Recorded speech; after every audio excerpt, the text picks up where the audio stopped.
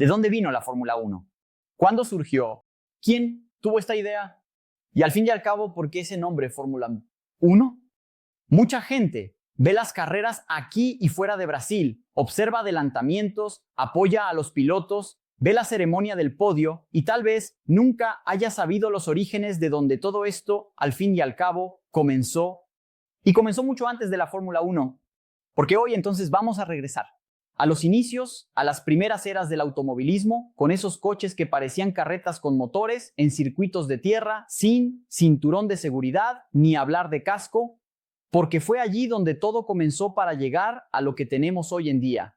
Y de eso, entonces, vamos a hablar hoy en Splash and Go, en una gloriosa regrabación de lo que ya fue el episodio número 1 de este canal allá en 2021, cuando todavía tenía otra profesión. ¡Vamos allá!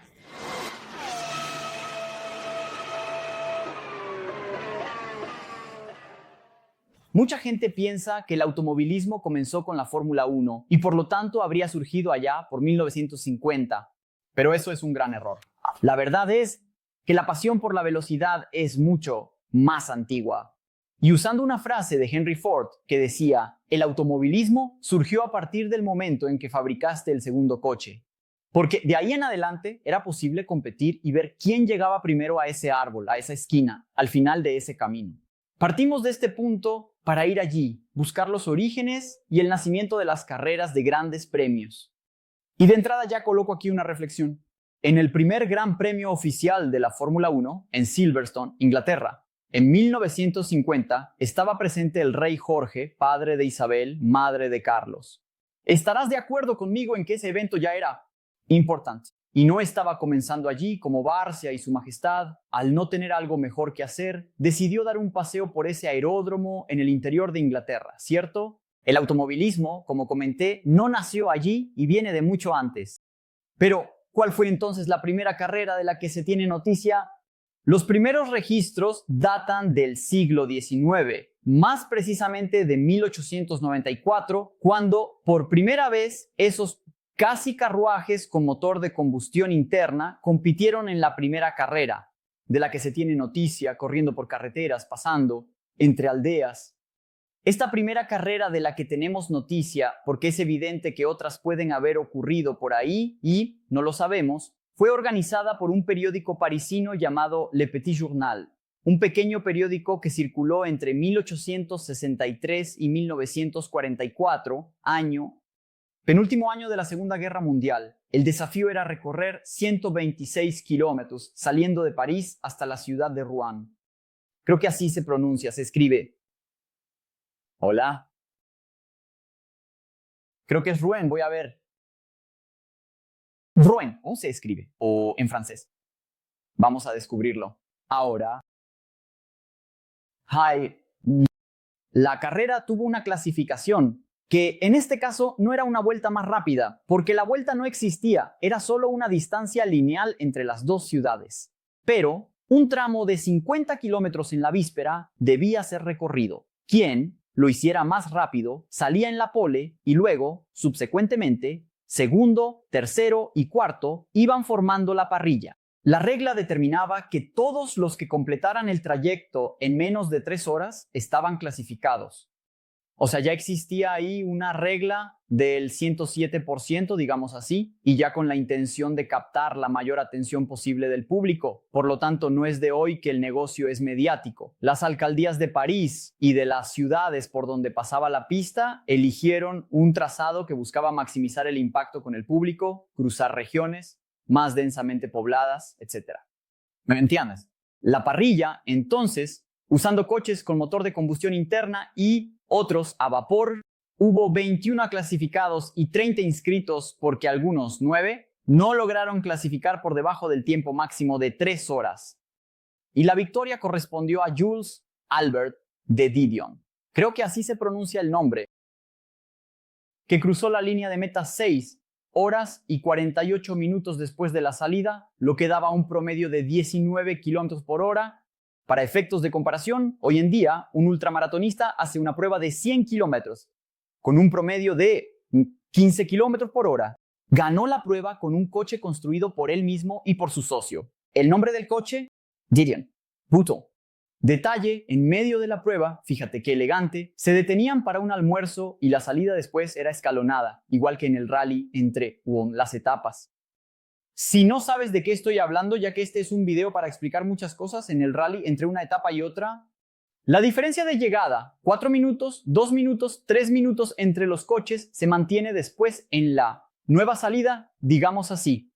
Y si llegaste 2 minutos antes que yo, al momento de comenzar de nuevo, tú partes y yo solo salgo. 2 minutos después. Muy elegante. No puedo garantizar que nadie tomaba. Y no sé si también tomaban un café reforzado para seguir en el tramo. En segundo lugar, 3 minutos y 30 segundos después, Albert Lemaitre, creo que así se dice, Albert Lemaitre, con el coche de Peugeot. Y ya en esa ocasión, fíjate, ya tuvimos líos entre bastidores, porque Didion, que ganó la carrera, fue descalificado por los comisarios en ese entonces llamados árbitros. Según los jueces de la época, él no cumplió con uno de los procedimientos del régimen de parque cerrado, o en francés, parc fermé. Ya expliqué esto en los cortos, pero lo diré rápidamente. Después de que una carrera termina, hoy en día, por ejemplo, los coches quedan en un cercado y no pueden ser tocados por pilotos y equipo, hasta que sean inspeccionados por los comisarios para verificar que todo esté en orden. Este lugar, por lo tanto, se llama parque cerrado por esa razón. No está abierto a cualquiera. Por lo tanto, puedes ver que la confusión ya formaba parte del automovilismo mucho antes de la Fórmula 1. Ni siquiera soñar con nacer. Otra cosa muy arraigada en lo que serían los orígenes de la futura Fórmula 1, a partir de 1950, era el carácter noble de quienes participaban. Confusión de condes, varones, marqueses y la alta burguesía industrial europea de principios del siglo XX. Gente dueña de grandes empresas, propietarios de tierras, colonias alrededor del mundo, todo eso. Por lo tanto, sonríe cuando ese amigo tuyo o tu tío diga en la mesa del almuerzo que hoy en día el dinero manda en las pistas.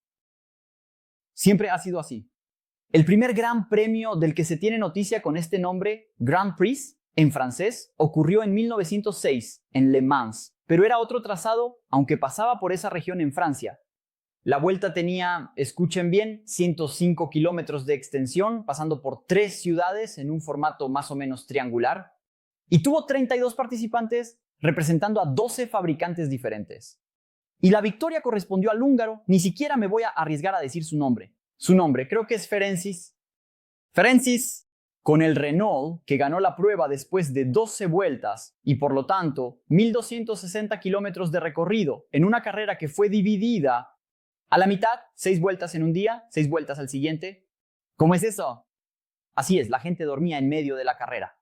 Al final del día, todo el mundo termina las actividades, anotan las diferencias. Y al día siguiente, temprano, todos parten para la segunda parte, en fin, se conservan las diferencias. Ese día las carreteras fueron cerradas, porque hasta entonces, muchas veces, las pruebas ocurrían junto con el tráfico regular de las carreteras. Por lo tanto, estabas aquí conduciendo tu cacharro y pasaba un montón de locos a toda velocidad. A toda velocidad, entre comillas, pero me entiendes. Pero la idea de cerrar las carreteras al tráfico regular, al menos durante la carrera, es decir, en este caso 2 días, se debió a una carrera entre París y Madrid en 1903 en la que diversas personas, pilotos y público sufrieron accidentes horribles, con secuelas incluyendo muertes. La policía francesa interrumpió la carrera cuando los participantes pasaban cerca de la ciudad de Burdeos debido a la carnicería. Todo el mundo Nutella, como puedes ver. ¿Y de dónde viene el nombre Gran Premio? Bueno, creo que ya te lo imaginas. Al principio, para atraer participantes, obviamente los organizadores pensaron, ¿y si ofrecemos dinero? ¿De quién? De los ayuntamientos, los gobiernos y también de las marcas que ya estaban allí dispuestas a pagar para aparecer y llamar la atención de todos. Allí se aplica la máxima del automovilismo que sigue vigente hoy en día. Ganar el domingo, vender el lunes, gana el domingo, vende el lunes. Y como puedes imaginar, cada organizador, dependiendo del presupuesto que tenía a su disposición, atraía a más participantes, financiaba una infraestructura mejor o peor, en fin. Cada uno lo hacía a su manera. Cada uno lo hacía como podía. Y por lo tanto, en esta época, antes de la Fórmula 1, cada gran premio tenía las reglas que consideraba adecuadas. Distancia, reglamento técnico, reglamento deportivo, lo que significa que en un lugar algo era una infracción, en otro no lo era, y así sucesivamente. Circuitos abiertos, carreras de noche, carreras de día, carreras de velocidad, de regularidad, coches iguales para todos, fuerza libre, cada uno hace lo que quiere. Piloto más copiloto, una infinidad de opciones. Y además de la diferencia en todas las reglas, la diferencia de premiación y la diferencia de puntuación. Lo que hacía muy complicado tener un campeonato en el que se resolviera la evidente curiosidad de la humanidad. ¿Quién? Sí, el mejor piloto y coche. Teníamos grandes premios por doquier. Francia, Italia, Reino Unido, Nueva Zelanda, Marruecos, Argentina, Brasil. Todo el mundo tenía un gran premio para llamar suyo. Incluso aquí. Gran premio de la ciudad de Río de Janeiro, en el circuito de Gavea. Gran premio ciudad de Sao Paulo, en los jardines. Sí, hace tiempo. Estoy prometiendo, un día lograré producir contenido al respecto. Pero yo quería, y en el circuito de Gavea. No sé si lo lograré. Los pilotos vivían básicamente de premios y de salarios que eran pagados por los equipos y divididos con los mecánicos. No había dinero de patrocinadores para ellos, al menos en ese momento, y el dinero de quienes pagaban para aparecer y pegar sus adhesivos se dirigía básicamente a los grandes premios y no a los participantes. Los equipos de fábrica eran un brazo de competición de grandes marcas que muy pronto se dieron cuenta de que ese negocio atraía la atención y transmitía la idea de mi coche. Es bueno, mi coche ganó, deberías comprar uno de esos. Gana el domingo, vende el lunes. Iba surgiendo allí lo que yo llamo en este canal la pregunta irresoluble. ¿Quién es el mejor? ¿Cómo saber eso? Si cada lugar tenía una regla. Entre 1924 y 1928, la puta Asociación Internacional de Automóviles, clubes reconocidos que tienen un nombre en francés que no sé pronunciar, intentaron organizar un torneo, un campeonato como lo conocemos hoy, pero al final no salió exactamente bien, porque no estaban de acuerdo en las reglas. Pero en lo que ya empezaban a estar de acuerdo era en que necesitarían crear una fórmula. Hasta ese momento vivíamos en la era de la llamada fórmula libre. En esa época y hasta 1934 no había restricciones para casi nada y cada uno colocaba el motor más grande posible, con los neumáticos que consideraran adecuados, sin ninguna obligación con la seguridad, y enviaban al piloto a la pista. Los grandes premios se convirtieron en grandes eventos, atrayendo multitudes, y cada país quería organizar el suyo. Las carreras de estos primeros campeonatos pasaron de 5 en 1927 a 9 en 1929 y alcanzaron el pico de 19 en 1934. Pero luego, con el surgimiento de tensiones que desembocarían en la Segunda Guerra Mundial entre las naciones de Europa, las cosas empezaron a empeorar abajo y cuando estalla el conflicto, el automovilismo se detiene en el viejo continente. Se detiene en el viejo continente, pero no se detendría en los Estados Unidos y no se detendría aquí en Brasil. Pero sí, antes de la Segunda Guerra tuvimos al menos un campeonato en 1925, 3 en Europa y una en los Estados Unidos. Sí, ¿lo pensaste? ¿Correcto? Las 500 millas de Indianápolis. Era el Gran Premio de Europa. En Inglaterra, el Gran Premio de Francia, el Gran Premio de Italia. Y en EU y hay. Increíblemente. Este fue un campeonato solo de constructores. No había campeonato de pilotos en 1933. Es importante hacer aquí el registro histórico del primer Gran Premio en Mónaco, que fue también la primera vez en que el orden de clasificación fue decidido por una vuelta cronometrada en la víspera. Pero hablaste de la carrera antes, que tuvo una clasificación para formar la parrilla. Entonces, pero era una mini carrera, como si fuera una sprint. En esta época nació una regla que dictaría el color de los coches de Fórmula 1, aún hoy los colores por federación. Cada país tenía un color específico para todos los fabricantes bajo ese registro. Los italianos, todos, corrían de rojo, ¿me entiendes? Lancia, Alfa Romeo, Maserati, Fiat, todos ellos. ¿Y Ferrari? Ferrari estaba naciendo. Y comenzó como un brazo de competición de Alfa Romeo. Los ingleses corrían de verde, los franceses corrían de azul, los alemanes corrían de blanco. Y cuando se acercó más a la Segunda Guerra Mundial, corrían de plata. ¿De plata? De plata. Y no fue por esa historia de raspar la pintura por el peso.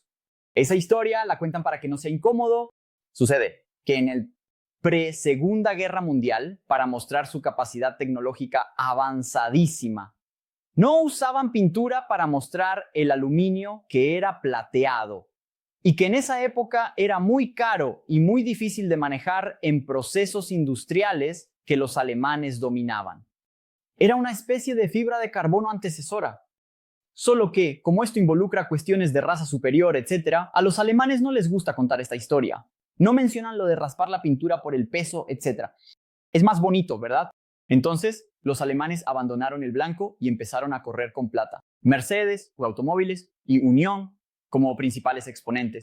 En ese periodo, aún antes de la Segunda Guerra Mundial y con fuerte apoyo del gobierno alemán, 3 exponentes corriendo para los equipos alemanes, Automóviles Union y Mercedes, como acabo de mencionar, nacieron, los 3 grandes nombres del automovilismo pre-Fórmula 1.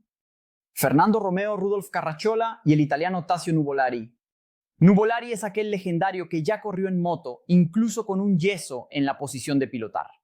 Fue en esa época, inclusive, que existió un sistema de puntuación que hoy sería extraño y que deriva de las pruebas de equitación.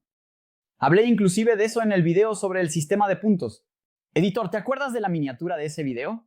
Yo no, hace tiempo que lo publicamos. En el que quien ganaba una carrera obtenía 0 puntos. Quien llegaba en segundo, 1, en tercero, 2 y así sucesivamente.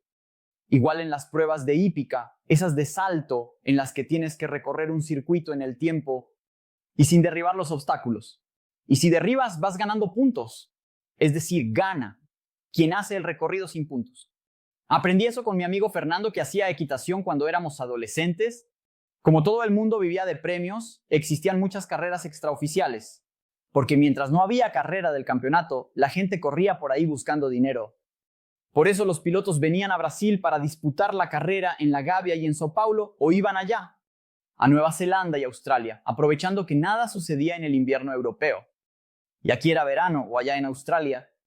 Estas carreras periféricas no siempre atraían a los mejores pilotos y los fabricantes enviaban la versión B de sus coches, con los, vamos a llamarlos así, aprendices. Como una Red Bull que no enviaría a Verstappen, solo enviaría a Lawson y no enviaría el coche de este año, enviaría el coche de 2022, etc. En esa época, en La Gavia, todo el mundo quería ver a Volare, pero él nunca vino.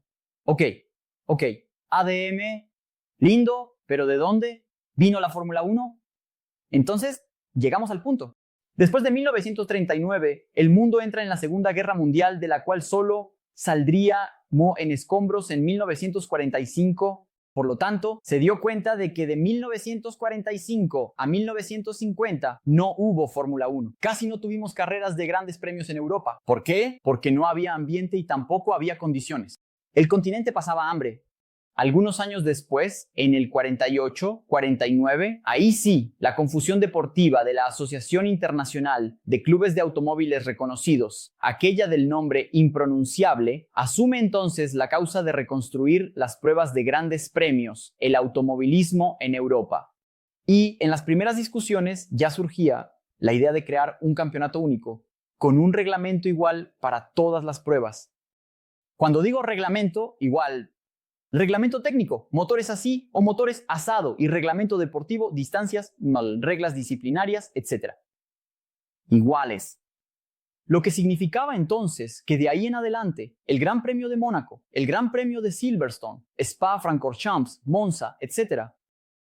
Todos estos estuvieron en el primer campeonato. Tendrían todos ellos las mismas reglas, la misma distancia, la misma puntuación entre sí, e Indianápolis estaba en ese grupo. Indianápolis. Entre 1950 y 1960, la carrera americana formó parte del campeonato. No es que los europeos fueran allí o los americanos vinieran a Europa, pero formó parte. Y eso era un artificio para darle un contorno más mundial, ¿no?, al campeonato que básicamente se disputaba en Europa.